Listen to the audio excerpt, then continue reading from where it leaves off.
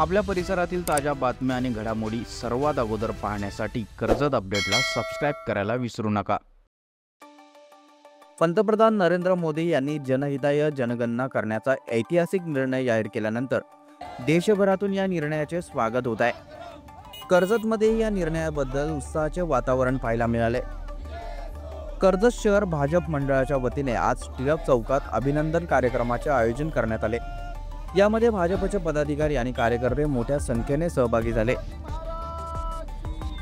या कार्यक्रमात दीपक बेहरे, रमेश मुंडे, कर्जत शहर मंडळ अध्यक्ष राजेश लाड यांच्यासह अनेक पदाधिकाऱ्यांनी आपली भूमिका मांडली। त्यांनी सांगितले की स्वातंत्र्यानंतर पहिल्यांदा जनहिताय आकडेवारी घेण्याचा ठोस निर्णय केंद्र सरकारने घेतला असून यामुळे समाजातील सर्व घटकांचा सर्वांगीण विकास होण्यास मदत होईल। 2010 मध्ये तत्कालीन पंतप्रधान मनमोहन सिंग यांनी जनहिताय जनगणनेबाबत आश्वासन दिलं होतं, मात्र प्रत्यक्षात ती जनगणना झाली नाही। संविधानानुसार जनगणना हा विषय केंद्र सरकारच्या अखत्यारीत येतो, त्यामुळे काही राज्य सरकारांनी आपल्या स्तरावर केलेल्या जनहिताय सर्व्हेवर प्रश्नचिन्ह निर्माण झाले होते। भाजपने या विषयावर कायम स्पष्ट भूमिका घेतली असून समाजाच्या सर्व स्तरांना न्याय मिळवण्यासाठी केंद्र सरकारने हे पाऊल उचलल्याचे भाजप पदाधिकाऱ्यांनी सांगितले। भाजपने या विषयावर कायम स्पष्ट भूमिका घेतली असून समाजाच्या सर्व स्तरांना न्याय मिळवण्यासाठी केंद्र सरकारने हे पाऊल उचलल्याचे भाजप पदाधिकाऱ्यांनी सांगितले। 2021 मध्ये होणारी जनगणना कोरोना महामारीमुळे लांबणीवर पडली होती, मात्र आता होणाऱ्या नव्या जनगणनेत ओबीसी समाजाची आकडेवारी ही अधिकृतपणे समोर येणार आहे। ही आकडेवारी भविष्यात धोरण निर्मितीत उपयोगी ठरणार असल्याचे मतही यावेळी व्यक्त करण्यात आले। दरम्यान यावेळी दीपक बेहरे, रमेश मुंडे, राजेश लाड, तानाजी चव्हाण, शर्वरी कांबळे, गायत्री परांजपे, विनीता घुमरे, प्रशांत उगले, सुषमा ढाकणे, बैजू घुमरे, दीपक वैद्य, अतुल बडकुसर, सर्वेश गोगटे, नितीन दगडे, सचिन ओसवाल आदी भाजप पदाधिकारी आणि कार्यकर्ते उपस्थित होते। दिनांक 30 एप्रिल रोजी आदरणीय देशाचे पंतप्रधान नरेंद्रजी मोदी साहेब यांच्या नेतृत्वाखालील केंद्र सरकारनं एक ऐतिहासिक निर्णय घेतला।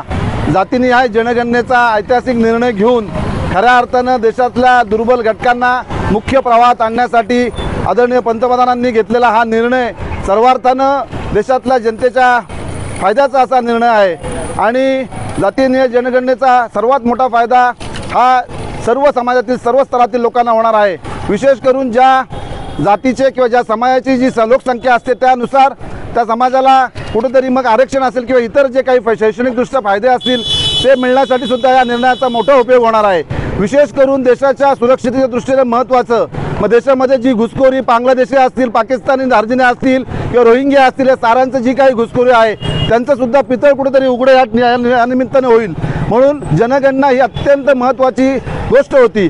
खरं तर विरोधकांकडनं असा अपप्रचार केला होता की आदरणीय पंतप्रधान या सर्व भूमिकेच्या विरोधामध्ये आहेत, परंतु माननीय पंतप्रधानांनी हा ऐतिहासिक निर्णय घेऊन सर्व विरोधकांचे जे काही विचार कुटील नीती होती ती धुळीस मिळवली आहे। म्हणून या निर्णयानं संपूर्ण देशभरामध्ये उत्साहाने लोक त्या ठिकाणी स्वागत करतात आणि खऱ्या अर्थानं दुर्बल घटकाला किंवा इतर मागासले जे काही सर्व लोक असेल, समाज असेल, सर्वांना न्याय देण्याचं काम आदरणीय पंतप्रधानांनी केलं आहे।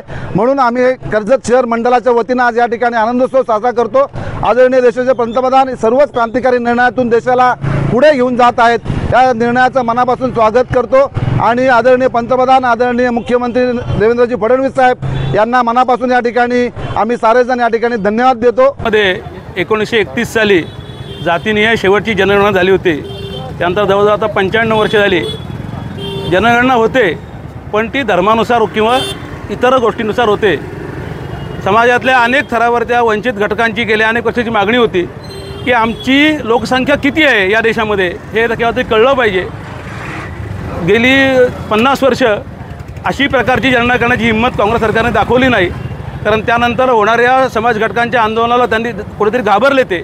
2011 साली मनमोहन सिंग सरकारने निर्णय घेतला होता, पण त्या सरकारमधले एक वजनदार मंत्री पी चिदंबरम यांनी विरोध केला, कारण तामिळनाडूमधल्या राजकारणाचा ते घाबरले आणि त्यांनी विरोध केला। त्याच्याकरता 5,000 कोटी रुपये मनमोहन सरकारने खर्च पण केले, परंतु त्यांनी तो निर्णय फक्त सामाजिक आणि आर्थिक केला, त्यांनी तो जातीय न्याय काही केला नाही। परंतु सर्व भारतातल्या जनतेची, भारतातल्या विविध समाज घटकांची, वंचित घटकांची या ठिकाणी जी मागणी होती ती लक्षात घेऊन मोदी सरकारने आत्ता 3 दिवसापूर्वी जो मंत्रिमंडळ निर्णय झाला त्यामुळे निर्णय घेतला की आत्ताची जी 2021ला खरी जनगणना ड्यू होती, पण तो कोरोनामुळे ती झाली नाही, त्यामुळे आता ती 2021ची जनगणना आता या वर्षात होणार आहे 25-26मध्ये. आणि त्याच्यामध्ये समाजातला इतर जो डाटा गोळा केला जातो त्याच्याबरोबरच धर्म आणि जाती आणि पोटजाती याचा देखील सगळा डाटा आपल्या भारतामध्ये गोळा केला जाणार आहे. त्यामुळे जे भारतातले समाज घटक आहेत यांना ज्या सुखसुविधा किंवा वेगवेगळ्या प्रकारची त्यांना जातीनुसार जे काही केंद्र सरकार वेगवेगळ्या जो अनुशय भरून काढतो त्याला ह्या डेटामुळे उपयोग होणार आहे. त्यामुळे सर्व समाजाला न्याय देणारा या निर्णयाचं या ठिकाणी आम्ही या ठिकाणी मनापासून मोदी सरकारचं अभिनंदन करतो. आणि सर्व समाज घटकांना आज आपण सोशल मीडियावर बघितलं असेल की एक आनंदाची भावना तयार झालेली आहे.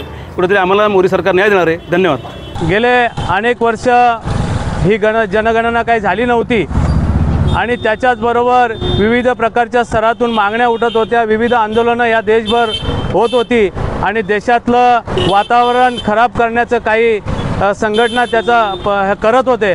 आणि ते काही न बघता मोदी सरकार एक कणखर सरकार आहे आणि त्यांनी विविध प्रकारचे निर्णय गेल्या अनेक वर्षामध्ये मोदी सरकारने घेतलेले आहेत. त्याचाच एक भाग मोदी साहेबांनी घेतलेला आहे.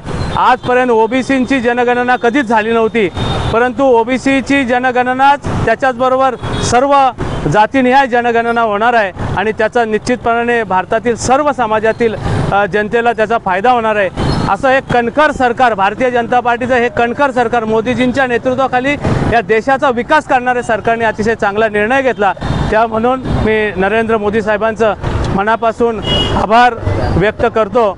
आणि त्याच अनुषंगाने आम्ही आज कर्जत मंडळाचे अध्यक्ष राजेशजी लाड यांच्या नेतृत्वाखाली ह्या चौकामध्ये आम्ही आज आनंद उत्सव साजरा करत आहोत.